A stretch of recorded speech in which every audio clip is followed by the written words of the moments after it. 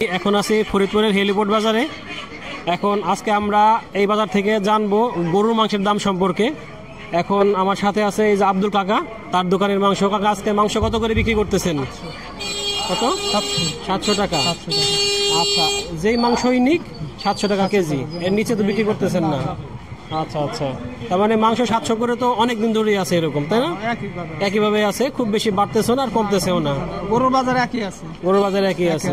বাড়ার কি সম্ভাবনা আছে নাকি দেশের যে পরিস্থিতি? না না, বাড়ার সম্ভাবনা নাই না? অবশ্যই এর থেকে বাড়লে আর মানুষ কিভাবে খাবে? না, ঠিক আছে, এই দামই ঠিক আছে।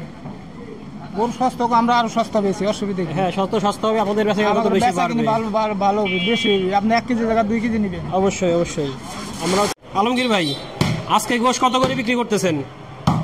700 টাকা। 700 টাকা করে। আর এর থেকে কম আর বাড়ার কোনো সম্ভাবনা আছে কিনা আপনার মতে? বাড়বে না,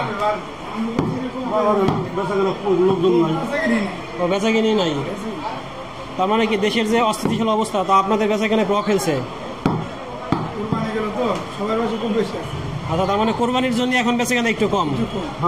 আচ্ছা আচ্ছা, আমি এখন আসছি এই হেলিপোর্ট বাজারেই খাসির মাংসের দাম জানার জন্য আসছি এই বাবু ভাইয়ের কাছে। বাবু ভাই, আজকে এই খাসির মাংস কত করে কেজি বিক্রি করতেছেন? 1000, 1050। 1000, 1050। তাই 1000, 1050 তো অনেক দিন ধরেই দেখতেছি আছে, খুব কমতেছেও না, এর থেকে আবার বাড়তেছেও না। না, এটা কাঁচামাল তো, এখন মনে করেন বাজার আপ ডাউন নয়, এই জন্য আর মনে করেন পাটি হলো 900 টাকার বেশি। আচ্ছা, যেটা পাটি সেটা 900 টাকা, আর যেটা খাসি সেটা 1050 এরকম করে বিক্রি করতেছেন। তার মানে পাটি নিলে একটু কম আছে, 100-150 টাকা কম আছে। 800 বেশি হালাই, 800 বিক্রি করে দেন।